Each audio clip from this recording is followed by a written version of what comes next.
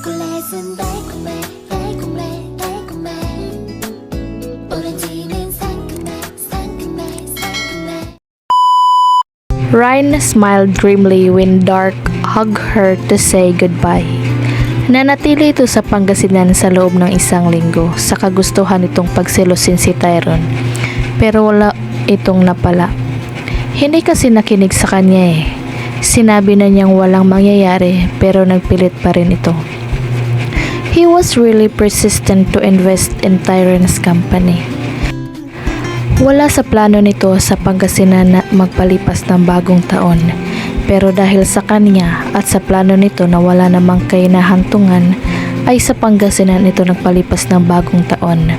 Magiging okay ka lang ba rito? Tanong nito nang kumawala sa pagkakayakap sa kanya. Oo. Tumango-tango ito. Kailan ang balik niyo sa Canada? 3 days from now. Huminga siya ng malalim. Next month pa sana kami kaya lang tumawag ang Sun Life Financial Insurance para sa insurance ni Daddy. Kailangan nila kaming makausap before the 10th of January. Mag-expire na kasi raw ang kontrata at kailangan ng signature namin ni Mamay para makuha ang pera. Dark smiled, then messed her hair. Well, see ya in the office then. See ya, sir. Lumambot ang mukha nito habang matamang nakatitig sa kanya. Just hold on tight. Naniniwala pa rin ako na mahal ka ng mokong na iyon. Nagbaba siya ng tingin. Umalis ka na nga, baka ano pang masabi mo para puro naman kasinungalingan. Dark chuckled lightly. Okay, Agapi, stay strong. Dumukwang ito at hinalikan siya sa pisngi na ikinagulat niya. Happy New Year again. Have a safe trip. Hanggang sa makaalis ang sasakyan nito sa harapan niya, nakatanga pa rin siya sa kawalan. Did he just kiss her? Mabilis niyang ipinalibot ang tingin baka may nakakita. Nakahinga siya na maluwag na makitang wala naman pero biglang nahagip ang mga mata niya ng isang taong matalim ang tingin sa gawin niya. Tyrone. Her heart whispered. Kaagad na nawala ang pagkamis nang maalala ni si Karen na nakayapos sa mga braso nito palagi nitong mga nakaraang araw. Kaagad siya nagbaba ng tingin at pumasok sa kabahayan. Dapat siguro tanggapin na niya na hindi mapapasa kanya si Tyrone. The beast inside of him was roaring in so much anger and jealousy. He had been reigning in jealousy and anger towards Stark every time he saw him with Rain talking and laughing. Sa araw-araw na nakikita niya si Dark sa bahay nila ay gusto niya itong itaboy at palayasin. Pero ang ina niya mismo ang nag-offer sa binatan na sa bahay muna nila ito manatili hanggang gusto nito. Kaya naman nang malaman nitong mula kay Johens na uuwi na sa Manila ngayon si Dark ay gusto niyang magbunyi. Pero ang pagbubunyi na iyon ay kaagad na nalusaw dahil na makita niyang hinalikan ni Dark sa pisngi si Ryan. Tyrone gave out a sigh and relief when Dark straddled his Ducati and drove away. And then I felt like the sun had shined on him after a long week of pure darkness when those magnificent Argentine eyes stared back at him. Gusto niyang tumalon sa ikatlong palapag patungo rito para yakapin at halikan pero bago pa siya makatalon nagbaba na ito ng tingin at pumasok sa loob ng bahay. Napabuntong-hiniga na lang siya sa mga nangyayari at nararamdaman niya. Na makapasok siya sa kwarto niya, naabutan niya roon si Karen na nakahiga sa kama niya. Karen, lumabas ka sa silid ko. Anay niya na pinipigilan ang galit sa sumabog. Mapapagalitan na naman siya ng mami niya kapag nalaman nitong narito si Karen sa silid niya. His mom really disliked Karen. Bakit? May pag-aakit sa boses nito. Para namang hindi tayo nagsishare noon ng kama. Lumabas ka na sa silid ko, Karen. Mahinahong wika niya at umupo sa gilid ng kama. No, hindi ako lalabas. Yumakap ito sa likuran niya at akmang hahalikan ang liig niya pero umiwas siya. Make love to make Tyrone. Kunot ang noo na tumingin siya kay Karen at hahalikan ang balikat niya. Stop doing that, Karen. Sinapo nito ang mukha niya. Bakit, Tyrone? 3 taon ang pinagsamahan natin tapos ipagpapalit mo lang ako sa babaeng yun? Come on, kiss me back. Binaklas niya ang braso nito na nakayakap sa kanya at tumayo saka humarap dito. I don't want you to be harsh to you, Karen. I already hurt you enough. So please, tanggapin mo na lang na wala nang tayo at hindi na tayo magkakabalikan kahit ano pang gawin mo. Sinubukan ko naman Sinubukan kong bigyan ng pagkakataon ang relasyon natin pero wala na talaga. Naglakad siya patungo sa pinto ng kwarto niya. Bago siya lumabas ay nilingon niya ang babae na may luha sa mga mata. Umuwi ka sa inyo, Karen. Wala kang maaasahan sa akin. Makikilala mo rin ang lalaki na para sa'yo. Ang lalaki na mamahalin ka ng buong buo at hindi ako ang lalaking yun. I tried to, Karen. I'm sorry. I expect you to be gone when I'm returned. Pagkasabing na yun ay lumabas siya ng silid. Pababa siya ng hagdang nang makatanggap siya ng text mula sa ina. Tyrone, pumunta ka sa labas ng bahay. Sundan mo ang sasabihin ni Johannes. That was her mother's message for him. Kahit naguguluhan, nagmamadali siyang naglakad patungo sa labas ng bahay. Nalapitan niya si Johannes na nakasandal sa bumper ng sasakyan nito. Hey, may kailangan ka sa akin? Tanong nito sa kaibigan na makalapit dito. Yeah, Johannes smiled then handed him his car key. Sasabay ako kay Lander patungong Manila. Ikaw na ang magmaneho sa kotse ko. What the? I'm not going to Manila, he said with a deep frown. May misteryosong ngiti sa mga labi ni Johan. Sure you will. Tita Marian said that you'll drive my Bugatti for me.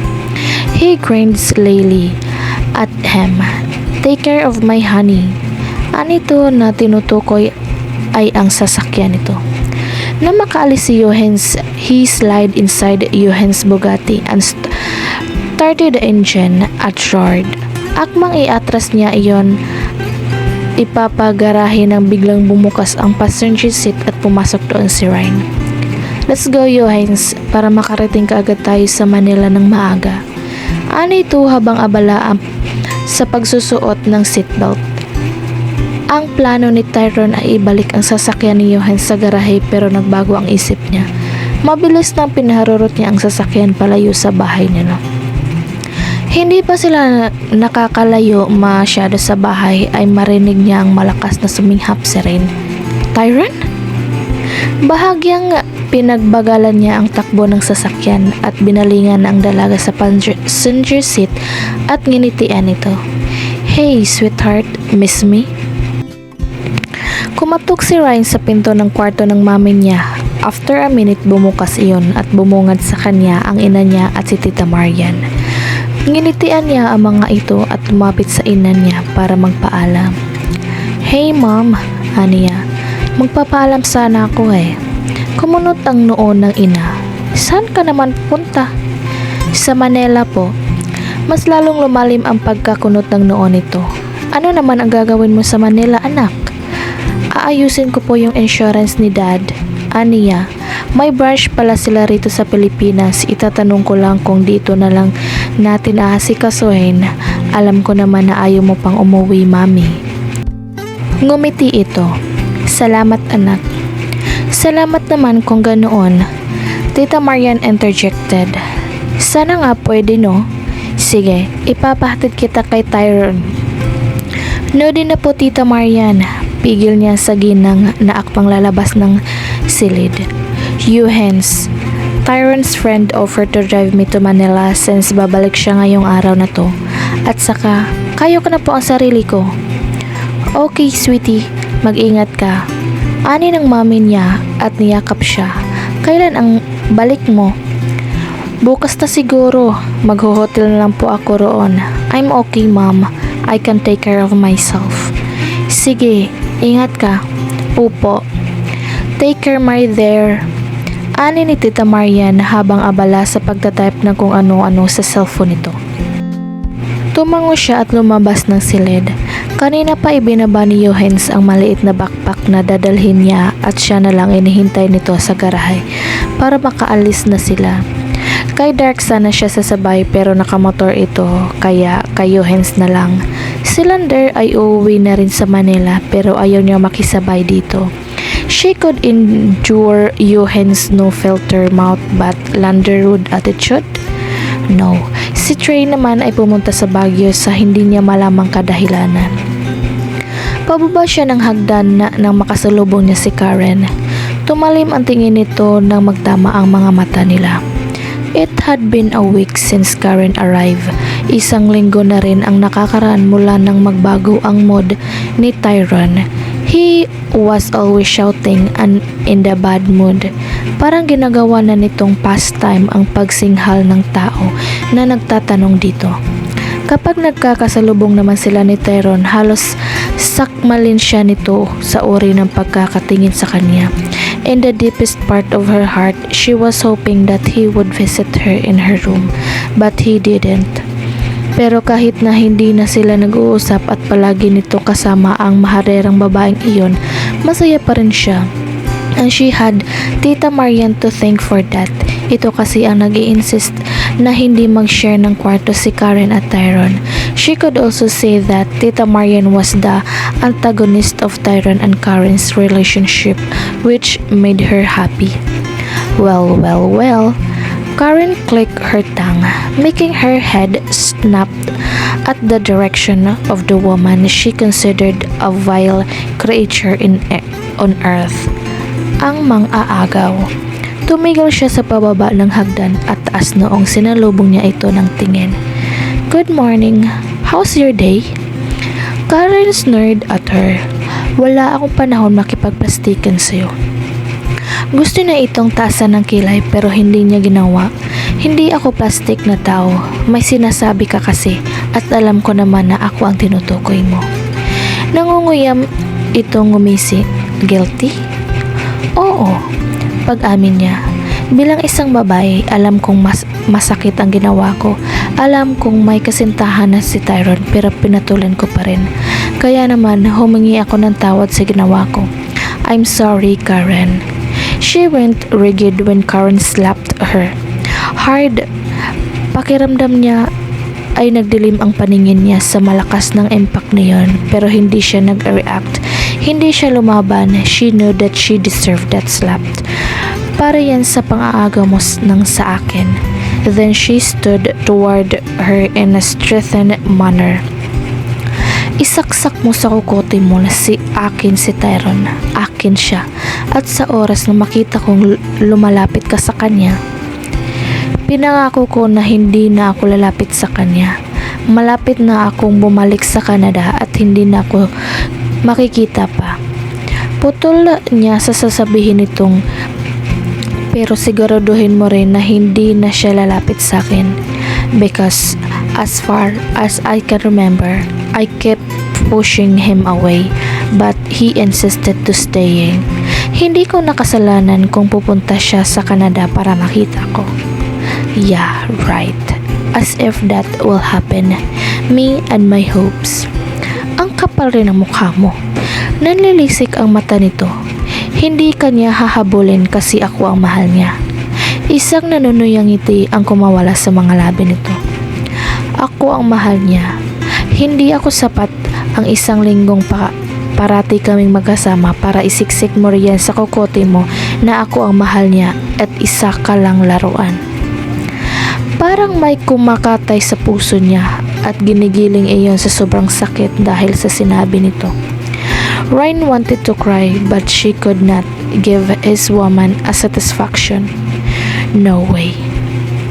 So with her head held high, he smiled at Karen. Have a good day. May pupuntahan pa ako. Tuluyan na siyang bumaba ng hagdan at nagtungo sa labas ng bahay.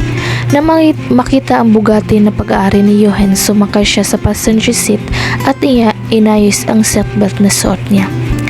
Let's go, Johannes. Para makarating ka agad tayo sa Manila ng maaga. Aniya sa lalaki.